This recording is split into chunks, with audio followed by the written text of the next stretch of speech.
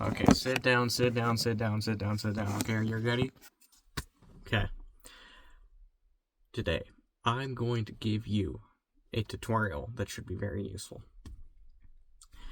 This is how to get a goth girlfriend 101, okay? Now, this is a problem that many people have. People say, all my problems could be solved if I just had, a goth girlfriend with them.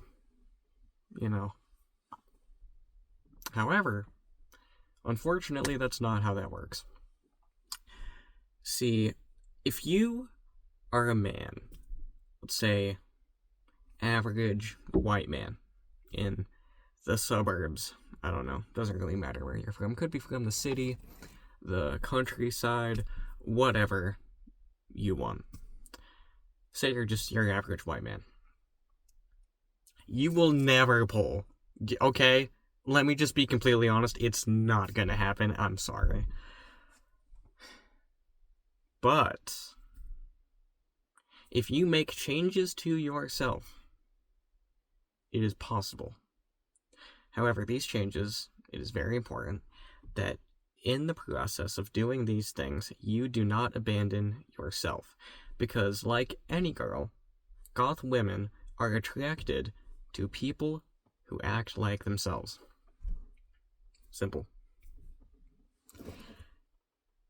So for me, for example, you can't see very well, I have dyed hair, I have painted nails, I have spikes. Things that my girlfriend likes. She's not exactly goth, but definitely alternative. Which is, let's be honest, what most people mean by goth.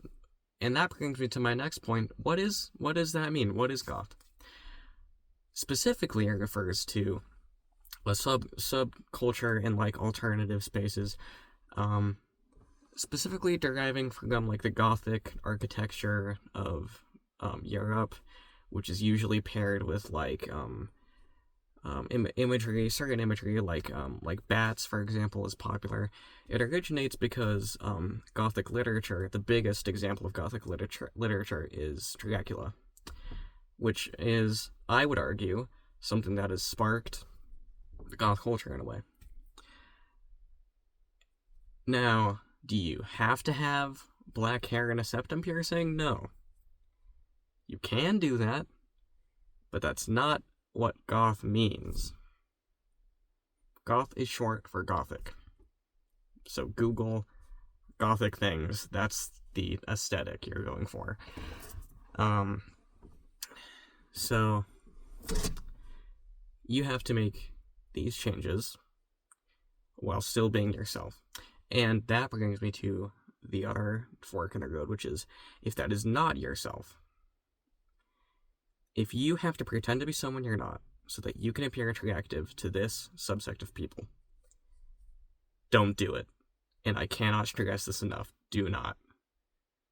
Because it's not disrespectful. You're not hurting anybody.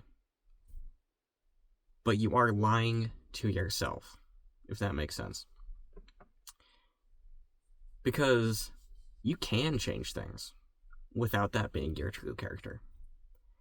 But if you do that, you will essentially live a lie. And you can pretend it's not a lie. But that doesn't mean it's any less of one. And the way you can tell is because I am happy being the way I am. And I'm comfortable. If you don't feel comfortable and you don't feel happy like you're being yourself, no bueno. Or if you, like, an example is like maybe performative males. I know this is, basic example, but a guy who doesn't like matcha but drinks it anyway because he wants to appear attractive. I know that's a stereotype, but that's just an example of what performing and putting on an act could be. And that's something that you want to avoid doing. So, that's pretty simple, but that's essentially what you want to go for. So, update me in the comments if you want. I doubt anybody will see this, but good luck.